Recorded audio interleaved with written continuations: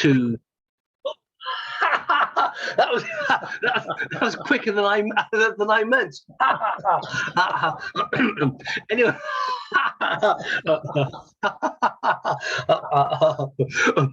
well, we've already been having a very lovely little chat before this recording started. But it is great. It is so great to be having this conversation with you. Because we've known each other sort of through social media sort of for a while. And you are, of course, you're a laughter yoga master trainer, you're a laughter yoga ambassador, you've been a laughter yoga sort of practitioner for a number of years, along with a number of other sort of modalities, and all of which though can be found in your website, and I'll post a link. And of course, joy is one of the things that's very close to your heart, and that's very much one of the things that then sort of spurred me on to contact you so that we could have this little conversation. Happy to do so.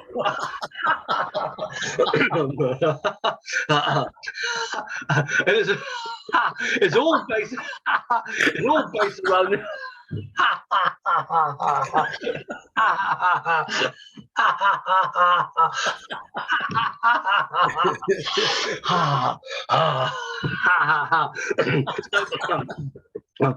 Somewhere in all this, there is a question, and the question, of course, is what is joy to you, Robert? What does joy mean to you? Well, joy means so many things to me, right? I'm a mime artist as well as a dancer and Tai Chi, Qigong person. I'm a very physical person. So the answer comes to me physically. And I can almost most easily share it with you by a comparison. Happiness to me is almost laid back, like I'm happy. And joy is uplifted, opening, expressive. Joy is a movement to me. Happiness can be close to content for me within my body. I'm very happy right now. Yeah. But joy is uplifted, open, free. Yeah. And I feel it in every cell. Yes, very nice. So it suggests there's a kind of dynamism, or so you experience joy with a kind of dynamism of kind of, life is expanding and moving. Yes, very much. And light and freedom. These are some of the words that come to me. I am filled with joy. Yes. And oftentimes I in my practice, I breathe in and out throughout the whole body. Yes. So I'm filled, right? So oftentimes I am filled with joy. And even today at the gym, I was doing an exercise where I was stretching back and I had one leg back and I'm like, wow, this is a position of joy. Yes, yes. For me, it's the upliftedness, the freedom, the playfulness. I dance with joy. I can be happy when I'm dancing, but when I'm filled with joy, there is, like you say, a little more dynamicism, a little more energy, a little more awakeness.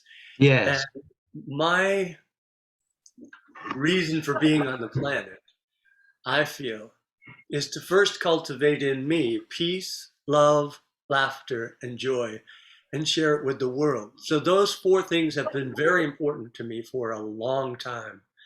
And I've added the joy because I want to live with joy, more joyful moments. I mean, life is going to take me many different places, and even my emotions are going to take me many places. But I can practice joy, and that way it's more available to me. Yes. A person who does several push-ups, a push-up is really available to them. A person who doesn't, the person who practices joy is accessible. It's right here. Oh yeah, and it's here. Yes, yes, yes. Lovely about the accessibility. And the whole idea that the more we practice it, the more easily available it is to us. And I love the way you also mentioned earlier on that you feel it in every cell in your body. It's a very,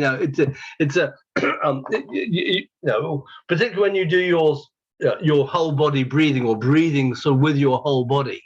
Right. Then sort of the sort of having joy in every cell in that way sounds um, inspiring. Embodying joy. Yes. Yeah. Yes. It's And so, not an intellectual thing. I'm not just no, thinking about, I am filled with joy. I no, am no. filled with joy. Yes, yes, yes. Well, of course, this is just part of our body. Yeah. They're all the cells, all A elsewhere. very pretty part. A very pretty part. Ha ha ha! Oh, well, yes, yes, yes, yes. Let's have, There you yeah, go. yes. Ha ha ha ha ha ha ha ha. Now you're kind of, in a way, you've sort of implicitly sort of answered the second question, which is, how important is joy to you? Um, Oh, only on Thursdays. No. yes. Oh, my own sense of humor fills me with joy. But joy is extremely important to me. And when I wake up in the morning, one of my teachers taught me the mindful verse, waking up this morning, I smile. And as soon as I wake up, I smile. Yes. And I think I have another day to Yeah. practice cultivating peace, love, laughter, and joy. So joy is a part of my everyday, no matter what's going on, no matter the weather, no matter, even if I've just been to a funeral, or I will still find a way to let joy bubble up inside me. It doesn't mean I don't feel all of my feelings. I really do. Yes. Yes. Sadness, anger, everything. But joy is a part of every day. Even today, when I was working out at the gym, I'm just back to the gym, right? Because of the pandemic. And I was doing an exercise, and I'm breathing a certain way. And maybe if you've seen some of my videos, I'm often going, breathe in, smile, Yes. breathe out, laugh. Yes. And I was doing that while I was working out. I was breathing in, smiling, and just inside my head, I was. Yes. I'm sure to someone else, it's like, wow, that guy's filled with joy working out. But I'm thinking, why not? Why do I have to be serious? Yes. Yes. Absolutely. Yes. Yes. So therefore, you find because joy is it's just sort of from your being. You find it available in all kinds of, not least in the gym, Right. but all kinds of places. It's not something that's sort of, oh, now I'm going to be joyful, and it's just right. If I've heard you right, this is what I'm understanding from what you're saying. You see. Yes, you've heard me right. It's like mindfulness. When a person practices mindfulness or meditation, it's not just for the hour that you're sitting on the cushion. You want to bring that mindfulness throughout the day, the awareness of your body, your breathing, your mind, being aware of responding to the world instead of reacting. And it's for me the same, which I'm learning a lot about my own joy through this conversation. Thank you. For me, it's the same, bringing joy into what I do as much as I can, as often as I can, in conversations, in even driving. Well, yes. I have a question, because it's something that's it's sort of come up a couple of times. And I think your take on this. This is an unscripted question, by the way, Robert. I love those. That's life. So how do you find, or how would you sort of suggest to someone who is going through a hard time, right? Maybe a lot of pain or anxiety or stress or worry, that kind of thing. How, in your experience, do joy practices help us sort of navigate these difficult times in life? Well, just as you were speaking, I was thinking of a little exercise that someone could do if they find themselves in a place where they're thinking a lot about their pain, their sorrow, to spend equal amount of time thinking about joyful experiences in your life as well. And thinking about those joyful experiences, those happy experiences, are not to push down the feelings you're feeling, but allow some time. Like in some practices, it's like watering the seeds. You can water the seeds of your sorrow and it'll grow. You can water the seeds of your joy and it'll grow. So spending some time thinking about, on a rainy, dark day, cold winter day, the moments you felt in spring. Yeah. Where you felt like a flower opening. The moments when you first saw, your child smile or something. Equal time. One isn't denying the other. And of course, everything is interconnected. So how we eat, walk, talk, think, sleep, everything is interconnected. And I know the human body feels better with more movement. So when you're pressed down in blue, there's a part of you that wants to shut everything down and thinks, I'll feel better, I'll be protected, and I'll just stay here and watch Netflix. Yeah. But getting up, drinking enough water, getting moving, and there are joy practices that you and I practice, laughter yoga, for me, Tai Chi, Qigong, even my art form, mime. I am a mime artist. It brings me tremendous joy to perform.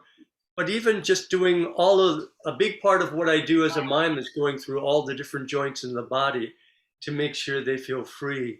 And I think that's going to help carry me into a longer life. I'm already 120 and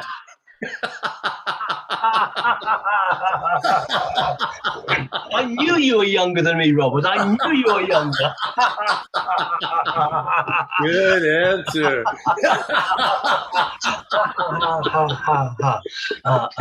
Yes. Improv brings me joy too. So I love what you were saying then when we're talking about giving equal amounts of time to because it shows the importance really of our intention, using the power of our mind and using the power of our attention and our awareness to choose what we spend our time focusing on. And just because there's one strong emotion doesn't necessarily mean that therefore that's the only thing that exists. And so there are ways, even when we're in a really sort of difficult time and space, that we can use part of our intention and part of our awareness to do a bit of watering of the joy seeds as well as the sorrow seeds. That's right. And I find myself, especially when I'm doing worst case scenario thinking, when I had last week last week I had six shows, and I hadn't done live school shows right there with the students. First time in over a year. And I thought, how am I going to do that? The most I've ever done in my career is 5 presentations, and that's when I was doing them all the time. I haven't done any in a year, and I was worst case scenario. It's outside. I don't like to do outside presentations for this. It's this, it's that, this age, blah, blah, blah. And I said, stop right there. Okay, you visualized all of that. Now let's visualize other options. And so I pictured everything going smoothly, wonderfully, beautifully, easily. That all I have to do, no matter what I'm doing on the planet Earth, is be aware of my body, be aware of my breathing, be aware of my mind. And there's only one moment I have to take care of, the present moment. So when I'm worried about how do I have enough energy or this or that, I still have those negative thoughts. People who see my positive videos think, oh, he's happy all the time. No, I have all the, oh, I'm not good at this, I can't do that, same as everyone else. But I take the next step and visualize the positive outcome. And the last thing I usually say is, we'll see what happens. And I mean it in a and the things that I were worried about, like, kindergarten is going to be right after lunch, my 5th show. Kindergarten is off the wall. They were the best behaved kindergarten I've ever had in my 38 career. So that's where, let's see what happens. Fantastic. Robert, it's been an absolutely amazing conversation, really lovely. Thank you very much, and A, for your time, B, the just lovely connection. C, we had a little chuckle about the internet problems in, Yes. in the 21st century, in the first world, you know. But it all came together. It all came together. It all came together, and let this be the start of a deeper connection. For Yes. those of you watching this now, we have never met before. This is I the know. first time we're actually talking together. Yes. So, yay, Yes. yay, and Yes. many more. Yes. How about a high five? Another high five. Wow. Whoa, that's a powerful high five.